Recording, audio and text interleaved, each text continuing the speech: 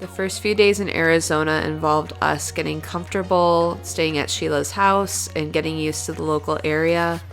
The first morning we went to a conjoined farmers market and art and craft fair. I did pick up a few things from some booths of local vendors and also eco-conscious vendors. That morning we had some beignets from Beignet Babe, and then we went to Mythical Coffee. I will say that Mythical Coffee was a cool shop. It wasn't the best coffee I've ever had, but those beignets were amazing.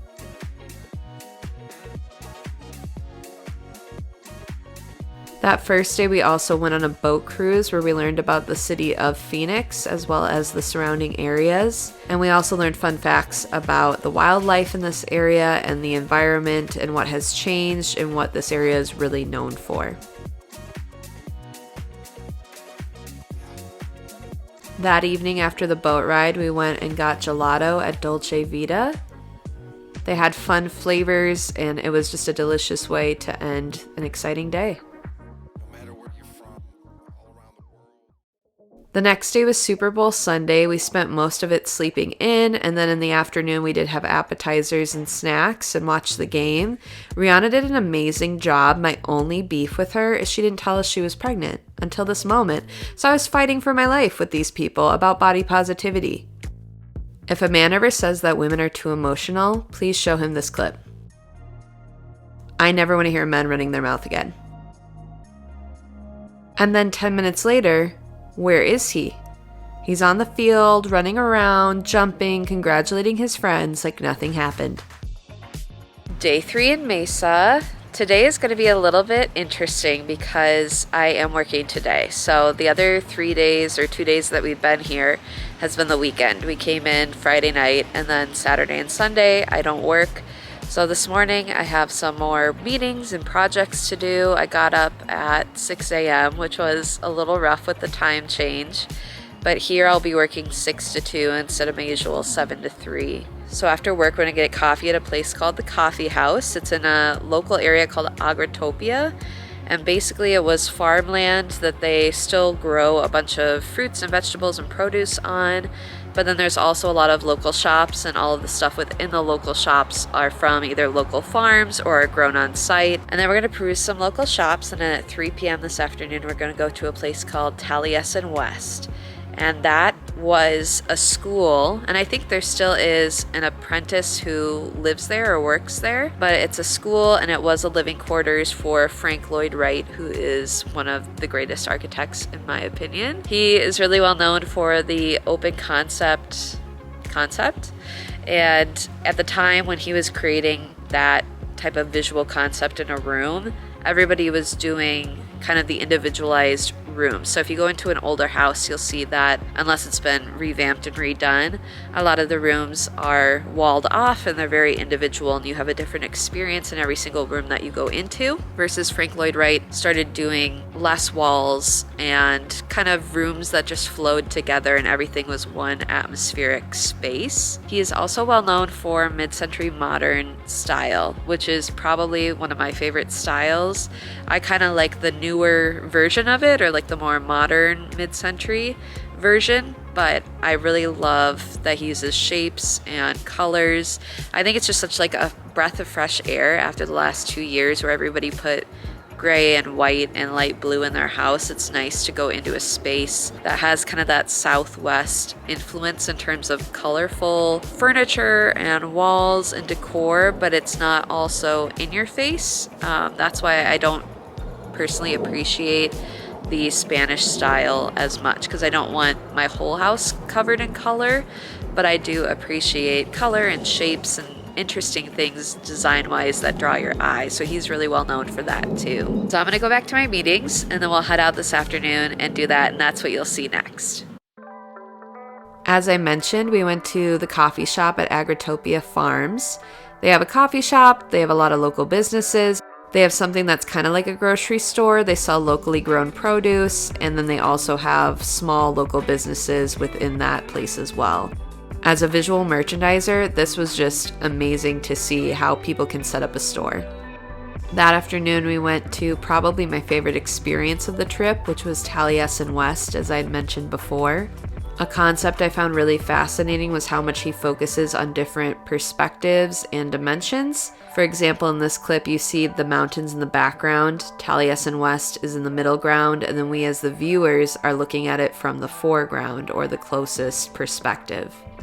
So that's how he viewed a lot of his work, was different dimensions, different perspectives.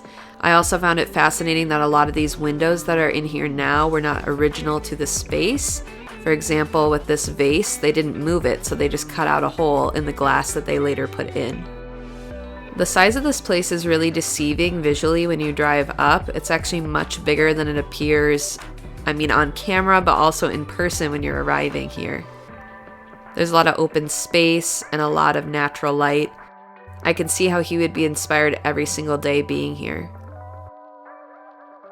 We ended the day driving by the Arizona Biltmore, which was also designed by Frank Lloyd Wright. I worked the next morning, and then I got ready for the day after my work hours were done. Today was really a day of food, so I started at a place called Higher Grounds. They had some basics, but they also had really fun winter specials for drinks.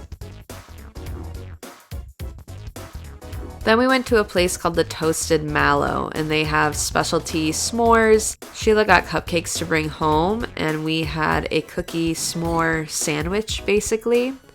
I will say it wasn't my favorite thing I've ever had in my life, but I think the concept is a really fun idea, and it was good on a basic level. One thing I love to do while I travel is look at thrift or vintage clothing stores. So we stopped by Luxie Vintage Clothing. They had a great variety of options and styles. And similar to Dolly Python, when I went to Texas last year, they have a rack that is done by decade and by size, which is very helpful if you're new to the vintage genre of fashion, which I am. It's just an easy way to be educated on this. We went home after this and had dinner, but the next morning we got up, and here is my check-in for that morning. Good morning. It is day 5 in Arizona. This morning we are going to do kind of a midday out and about time. The rest of the days, as I mentioned earlier, I've been working during the mornings and we've been going out during the afternoon, but we have to travel a little further today because we're going to Old Town Scottsdale. We'll start nearby at a place called Taza. It's a Latin-inspired coffee shop. I don't know much about it yet, simply because they don't have a website established yet. I did find them on social media, so you can find them on Instagram if you live in the area. They have coffee and matcha, and their flavors look really interesting, so I wanted to kind of go out of the box, not so much in like an experiential coffee experience, but more in just like flavors and options for drinks, because a lot of the other coffee shops we've been to have either just kind of offered the normal selection, or they're more like experience based, less about the flavor and the quality. So I think Taza will be a good stop to go to. After that, we'll then be going to a place called Redemption Market. It looks like, according to the map, that it's within like a mercantile center. So basically, if you don't know what that is, it's where there's one building and then people have different booths, and within the booths are different companies. So they rent out a booth, and they don't have to rent out an entire brick and mortar space. They can get their products in front of other people, and then if other people are coming for a different brand or different items or products, they might then stop by their booth and discover a whole new brand that they love. So I personally like mercantiles because I think it really boosts small business and local business. But also a lot of times they just have a higher standard for who's in their booth than you would find just at a random boutique around town. And then after that, we're going to go to a place also within the area of Old Town Scottsdale called Sugar Bowl. I don't know what I'm going to get yet. They look like an old-time diner. They've been family-owned since the 1950s. And so I'm probably going to look for some sort of ice cream or split or something like that. I think we'll also be eating lunch there as well, because by that time it'll be about 6 hours since we've had breakfast. So I'm just excited to go and to check it out and to see what Scottsdale has to offer, because I feel like unless we really have had one specific place that we wanted to go to, like Taliesin West the other day, we haven't really stopped in towns outside of like Mesa, Gilbert, Tempe, kind of the local area to where we're staying. And so to go out 20-30 minutes out from where we are and be able to experience that, I think will be interesting. And I'm excited to see a little bit different culture. I think we also will be going to Phoenix tomorrow, possibly, if we have time. My mom and I do leave Arizona tomorrow to head back home. I'm not sure how much more I will film today after those 3 places I mentioned to you just now, because I'm basically going to go back to the house and work. So there might be something after those 3 places, but if there's not, then I'll check in hopefully tomorrow morning or at the airport and kind of wrap up this trip. Kicking things off at the Latin-inspired coffee shop La Taza, I had an horchata latte. Sheila had a matcha. She is really into those right now. And then I think my mom just had a simple vanilla latte. One thing I appreciate about this area of Phoenix and the surrounding cities is it reminds me a lot of the Twin Cities, where they love having a place like this. This building is called the Collab, where a bunch of small businesses come together. Or right after, we drove about a half an hour to Scottsdale area and we went to the Mercantile.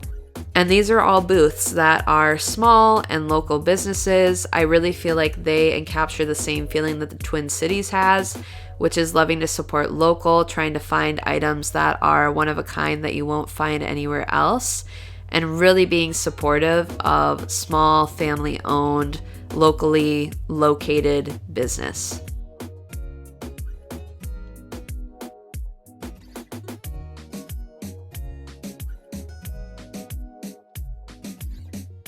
We got lunch at the diner nearby, and we ended the day going to an antique mall in Scottsdale. Many of the pieces here were fun and unique and something that you wouldn't find in other antique malls, like these records. But then there were things like this, like why is Lizzie McGuire in the antique mall? This is my face seeing her there. Our final morning in Arizona, we went to Chandler and we had breakfast at the cafe and bakery. This was just a nice, simple breakfast. Like if you're just looking for a classic meal, this is great. But you have to see the size of this cinnamon roll. It was crazy. Look at my hand for comparison. I wanted to end this vlog by thanking Sheila and Boyd, not only for being great hosts for this specific trip, but also to Sheila for being a supportive friend to my mom all these years, especially after this last year. You gave us a relaxing and fun mother and daughter vacation.